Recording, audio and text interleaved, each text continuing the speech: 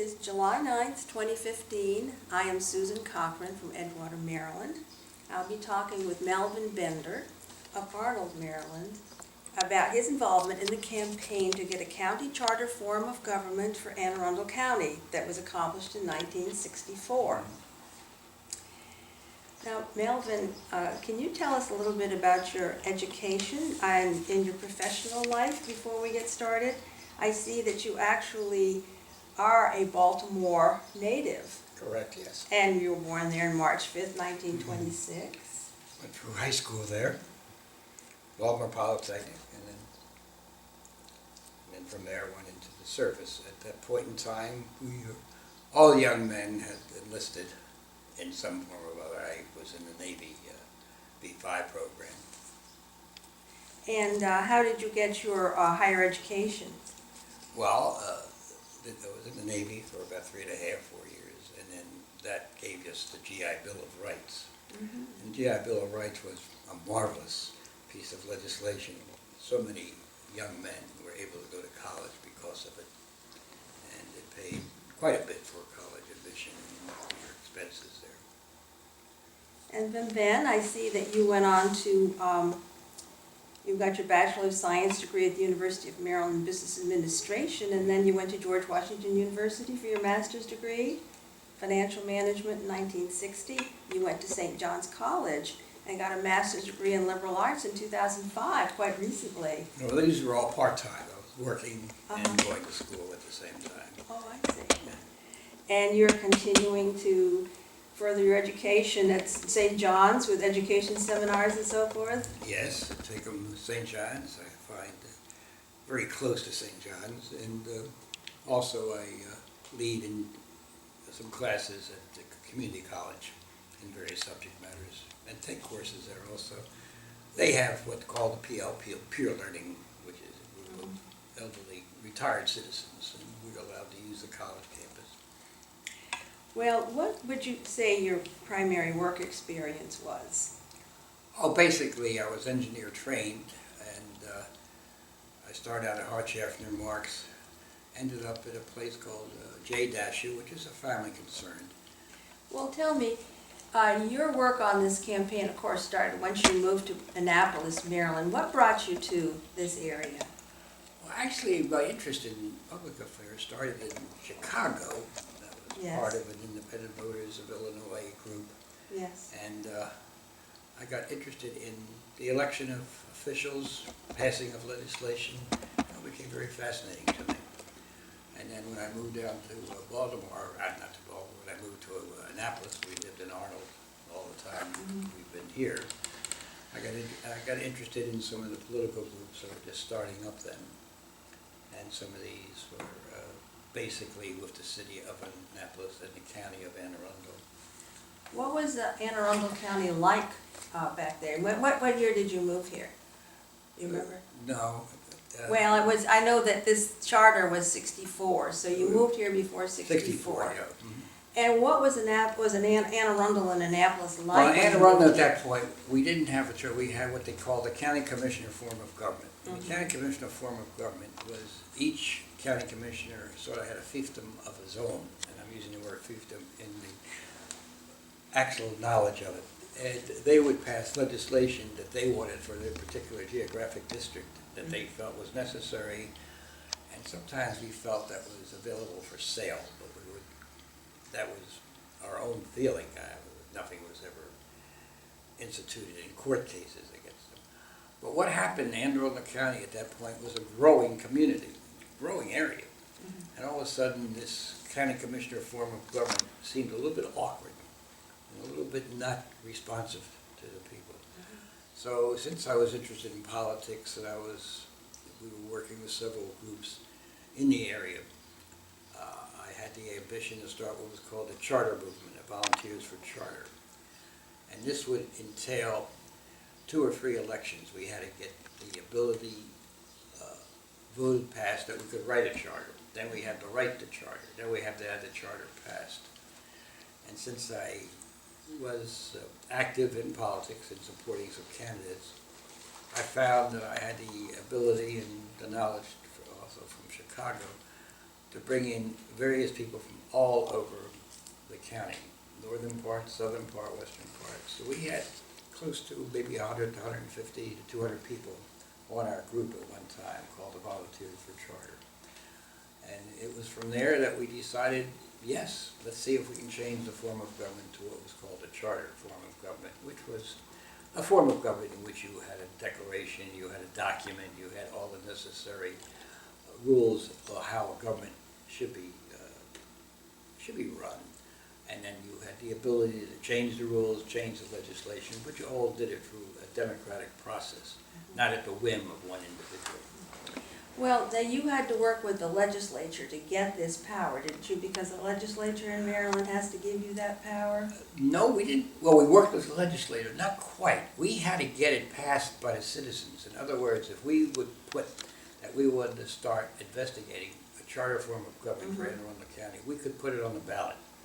That at the ballot, if we could get enough votes and it passed, then we could take the next step to write a charter.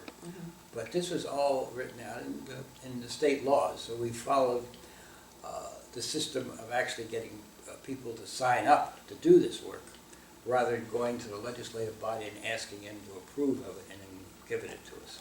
We didn't go to them, we decided to do it on our own. Oh, okay. Well, what was the advantage, did you think, of the charter form of government? Did you feel that that was of a great advantage? You mentioned that you thought that, did the people who were, you had a county council, right, in the charter form of government. Can you describe the charter form of government? Well, the charter form of government, as I said, set out a system of laws and regulations to run a county. It was done like our own federal constitution. It was a constitution for the state of Maryland. And things were set out in a legal manner, how they could be done and what could be done and their limits. So therefore, we're working under a set of laws or a set of limits that we all knew and we were all aware of. But that came later. Right now, we had the idea that we wanted a charter form of government. What was actually in that charter, we hadn't decided, we hadn't gone into that yet. That came later, when we got independent people who had experience in the legislative process from other counties, from other states, who put together a charter. But they put together a charter with our input that we felt that we wanted in the charter. So it was a two-way process.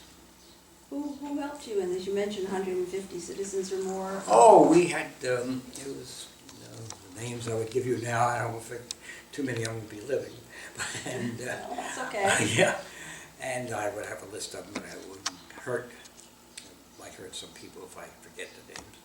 But anyhow, what we did, we had a chairman for each one of the 7 legislative districts in Anne Arundel County. And then underneath that, they would have people who would volunteer. And then we had for each voting district, we would have another sub-chairman. So when we got together, we had a very system where we could go from the people on the street who were actually interviewing some of the people who were going to vote, to those who would put it all together, to finally those who would, up at the top, who would run the campaign at the end, get some financing, get some help financially. So what we eventually ended up doing was, when we decided to do this, to get the charter, even get the idea of the charter on the ballot so people could vote on it, we would go, League of Women Voters was very helpful, and other civic groups. We would go... Who was very helpful? Other civic groups. You said the League of Women Voters? League of Women Voters, another League of Women Voters, particularly Marion Satterthwaite and other women. Marion Satterthwaite? Yes, I've heard about her, okay. yes. Were very active, and we would go to various communities, speak to these communities, speak to the organizations that were there, the civic organizations that were available, tell them what we were trying to do, ask them for volunteers. And fortunately, we hit upon something that people really wanted. There were quite a few who were disappointed with the charter form of government, because the charter form of government would limit them in their activities. Under the county commissioners, there was very little limit as to what they could do or not do, because they could pass their own laws saying we could do it, or pass their own laws saying we couldn't do it, so we have no control over that. And as I said, at one form or other, the county commissioner form of government was suitable for Anne Arundel County, but as the population grew and various people were moving in, it became antiquated, outdated, just wasn't working. Well, now we have a county executive under this charter. Correct. And we have councilmen. Mhm. Some changes have evolved since you actually started with the charter government. For one thing, we have talked to some early county councilmen, and they had to run for the whole county. They represented the whole county. Correct. The first group that we supported, if you I think you do remember, maybe not, we put out a slate of ourselves. We called it the charter slate. And we had it Republicans and Democrats. We didn't say one has to be the other. We picked what we thought was the best person. They could be either party. And we put together this whole slate, starting from the top, the county executive and the county commissioners, who would represent the districts, and all other offices that were needed. And we put together a whole slate, and we called this the charter slate. And at that point, the whole county, you didn't vote by district, you voted by county. And that proved, we did the first voting that way. Mhm. We felt Yes. we wanted it because we had the votes throughout the county. Then we realized that was extremely awkward. So in the charter, it was written that the next election would be done on districts. And then the districts had to be solidified as geographic, but that was just done on a population basis. So it was only the first election that had all of them at large, Correct. and later they had the. Ran by district. Okay. Some counties have a couple of county councilmen at large, and the rest represent specific districts. But you're satisfied that representing specific districts is a better way to operate? I think so. It has some disadvantages, but the advantages outweigh it. What happens is the south part of the county has different problems than the north part. The north part is highly populated, and it has worry about roads and things. The south part is sparsely populated. They want to keep as much open space as possible. They want to keep as few intense developments as possible. I mean, this is why people move there. So between the two extremes, they're representing different types of environmental concerns. Some people have been concerned about what they call political courtesy. You know, sometimes they think it goes too far, that in things like zoning and so forth, zoning will be done just because that particular county councilman wants it that way. Oh, no, let me correct you on that. Okay. The county commissioner form of government, that's the way it was. Yes. Under the charter form of government, if the zoning laws were such, you couldn't courteously avoid the zoning laws. You had to either pass some legislation Right. that would specifically say this zoning law is not adequate for this. You could not do it on a courtesy basis. You had to do it on a legal basis where it was put before the voters, and the voters had to do it. Well, what would you recommend? Are there any changes that you'd recommend in the future? I mean, is everything just exactly the way you like it in a perfect world, or is it? Come on, there's no such thing as a perfect world. We know that. Yeah. The changes, I really, I would say I would want change to be as slow and as well thought out as possible. Right. And change just for the sake of change. What worries me sometimes is changes are made for a specific reason, which bothers me. The change should be made so it involves the whole county, not for a specific area, for a specific type. So when things are changed just for specific reasons, they can be very dangerous because they could apply to other areas that people didn't expect them to do. So I always like to see any legislation that's changing the way the charter operates well thought out and well documented.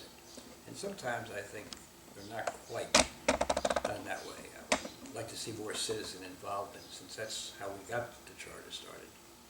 We had a commission recently that recommended changes to the charter. Right. I didn't agree with all of them. Pardon me? I didn't agree with all of them. Oh, okay, yeah, right.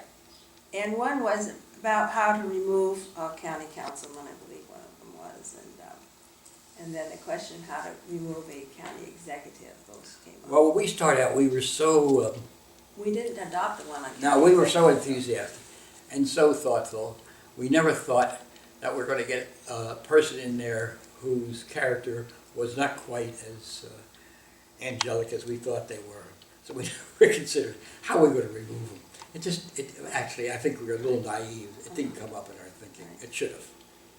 I think they passed one of those, and they didn't pass the other Yeah. one. But, yeah, there were several. In fact, we had to explain, I think, about 12 different 12 different amendments a couple of years ago. We had to explain all of those. It was Right. quite a long ballot. It is. It took a long time for people to figure And I that think a one lot out. of them didn't pass.